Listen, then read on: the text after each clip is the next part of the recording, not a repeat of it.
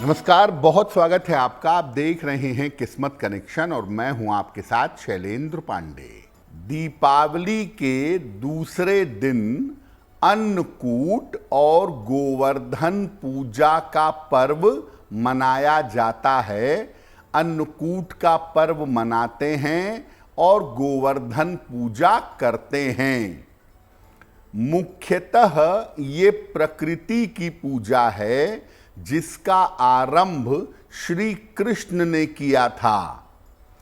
इस दिन प्रकृति के आधार के रूप में गोवर्धन पर्वत की पूजा की जाती है और समाज के आधार के रूप में गाय की पूजा की जाती है। ये पूजा मुख्यतः ब्रज क्षेत्र की पूजा है। ब्रज क्षेत्र से आरंभ हुई थी और धीरे धीरे पूरे भारतवर्ष में प्रचलित हो गई। इस बार अन्नकूट और गोवर्धन पूजा का जो अवसर बन रहा है वो 22 अक्टूबर को है। इस दिन अन्नकूट के पकवान बनेंगे और भगवान कृष्ण का प्रिय गोवर्धन पर्वत पूजित होगा, उसकी पूजा की जाएगी। दो बातें बड़ी अहम हैं। दीपावली के बाद अन्नकूट की पूजा होती क्यों है और ये पूजा किस प्रकार से करनी चाहिए। देखिए, अगर हम वेदों की बात करें तो वेदों में दीपावली के अगले दिन कार्तिक शुक्ल प्रतिपदा को वरुण, इंद्र और अग्नि की पूजा की जाती है। साथ में गायों का श्रृंगार करके उनकी आरती की जाती है और उन्हें फल मिठाइयाँ खिलाई जाती हैं। गाय के गोबर से गोवर्धन पर्वत की प्रतिकृति बनाई जाती है और इसके बाद उस पर्वत की पुष्प, धूप, दीप, नैवेद्य इससे उपासना की जाती है। अन्नकूट का जो पर्व है वो परिवार को जोड़ने वाला पर्व है, रिश्ते बनाने वाला पर्व है। इस दिन एक ही रसोई से घर के हर सदस्य का भोजन बनता है। भोजन में विविध प्रकार के पकवान बनाए जाते हैं और भगवान को समर्पित करके इन पकवानों को ग्रहण किया जाता है। दीपावली के बाद शरद ऋतु आगे बढ़ने लगती है तो शरीर के खान पान का, भोजन का सिस्टम जो है ना वो बदलने लगता है। इसीलिए अब आपके भोजन में बदलाव होगा। आप थोड़ा सा हैवी भोजन करेंगे, ड्राई फ्रूट वाला रिच फूड खाएंगे। उसकी शुरुआत होती है अन्नकूट से और ये रिच फूड खाना बंद होता है मकर संक्रांति पर। तो बेसिकली अन्नकूट का पर्व मनाते हैं परिवार के सभी लोगों को एक साथ जोड़ने के लिए और अपने भोजन के आदतों में परिवर्तन करने के लिए। वास्तव में देखिए तो गोवर्धन एक पर्वत है ब्रज के इलाके में और उस पर कथा आती है कि भगवान कृष्ण ने इंद्र के कोप से रक्षा करने के लिए गोवर्धन पर्वत को उठा लिया था अपनी सबसे छोटी उंगली पर और वहां से इंद्र के बजाय पर्वत की, प्रकृति की पूजा उन्होंने शुरू करवा दी थी। तो किस प्रकार गोवर्धन पूजा करेंगे? प्रातः काल शरीर पर तेल मलकर अच्छी तरह से उसके बाद स्नान करिए। घर के मुख्य द्वार पर गाय के गोबर से गोवर्धन की आकृति बनाइए।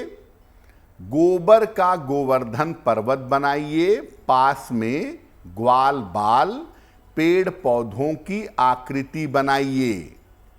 मध्य में जो आप बना रहे हैं गोवर्धन पर्वत, उसके बीचों बीच में भगवान कृष्ण की मूर्ति या उनका चित्र रख दीजिए। इसके बाद भगवान कृष्ण, ग्वाल बाल और गोवर्धन पर्वत का पूजन आपको करना है। सामान्य तरीके से फूल से, धूप से, दीप से, इन सब चीज़ों से पूजा करें और पकवान और पंचामृत का भोग लगाएं। गोवर्धन पूजा की कथा सुने, वही कथा जिसमें भगवान कृष्ण ने गोवर्धन को अपनी सबसे छोटी उंगली पे धारण कर लिया था। कथा सुनने के बाद प्रसाद बांटें और सबके साथ भोजन करें। देखिए, एक बात आपको समझना है कि भगवान ने जब जब अवतार लिया है या जब जब भगवान के तत्व का अवतरण हुआ है संतों महात्माओं के रूप में या विशिष्ट जनों के रूप में, तो उन्होंने दो बातों पर बड़ा जोर दिया है। एक, संतुलन बनाना है प्रकृति के साथ, प्रकृति का संतुलन बना रहे, इसके लिए भगवान कृष्ण कहते हैं अश्वत्थ सर्व वृक्षाणाम, सभी वृक्षों में मैं पीपल हूँ, यानी पीपल हो गया, नदी हो गई, पर्वत हो गए, सबका अपना महत्व है, ये भगवान इस्टेब्लिश करते हैं।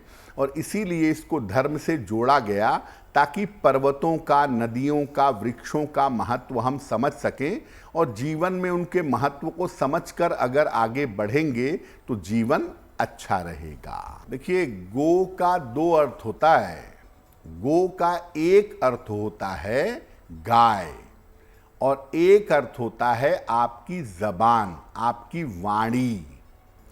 तो दोनों का अपना एक महत्व है, लेकिन ये जो गोवर्धन की पूजा है ये गाय और उसके वंश की पूजा है। कैसे करेंगे? प्रातः काल जब आप सामान्य पूजा कर लें, जो आप नॉर्मली करेंगे, उसके बाद गौशाला जाइए। संभव हो अगर तो गाय को स्नान करवाइए। इसके बाद गाय का श्रृंगार करिए, तिलक लगाइए। बहुत सारे लोग गाय को गले में माला भी पहना देते हैं, वो भी चाहें तो कर लें। गाय को अपने हाथों से फल और मिठाई खिलाइए। इसके बाद गाय को आप चाहें तो श्रद्धा पूर्वक हरा चारा भी खिला सकते हैं और आप चाहें तो हरे चारे के लिए कि वहाँ पर गाय को हरा चारा मिलता रहे, इसके लिए गौशाला में दान भी कर सकते हैं। इसके बाद गाय के पैरों के पास की थोड़ी मिट्टी लेकर उसका तिलक करें। बड़ा महत्वपूर्ण है ये। गौशाला की मिट्टी, गाय के पैरों के पास की मिट्टी के चमत्कारी प्रयोग होते हैं, आपको कभी बताएंगे, लेकिन मुख्यतः आप ये जान लीजिए कि आप जब गो पूजन करेंगे गोवर्धन पूजा के दिन, तो गाय को फल खिलाने के बाद, चारा खिलाने के बाद उसके पैरों के पास की जो मिट्टी है जरा सा लेके तिलक करिए और प्रार्थना करिए कि गाय के वंश का विस्तार हो। और ऐसा माना जाता है हिंदू परंपरा में कि गाय के शरीर में सारे देवी देवताओं का वास है, तो उनकी कृपा आपको मिले, ऐसी प्रार्थना आपको करनी चाहिए। देखिए, अगर आपके घर के आसपास गौशाला नहीं है या आपको गाय की उपलब्धता नहीं है कि आप गाय की सेवा या पूजा कर सकें, तो ऐसी स्थिति में आप दान करिएगा।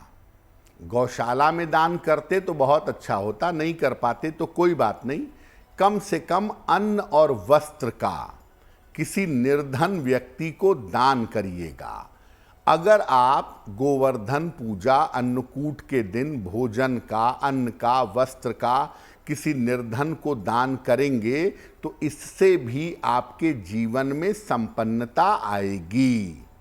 और एक बड़ी महत्वपूर्ण बात यह है कि गोवर्धन पर्वत एसोसिएटेड है भगवान कृष्ण से, तो कुछ भी हो जाए, गोवर्धन पर्वत की पूजा वाले दिन भगवान कृष्ण की पूजा जरूर करिएगा और भगवान कृष्ण की पूजा के दौरान अगर मधुराष्टक का आप पाठ कर सकें या भगवान कृष्ण की स्तुति अगर आप कर सकें तो आपके लिए बहुत अच्छा होगा।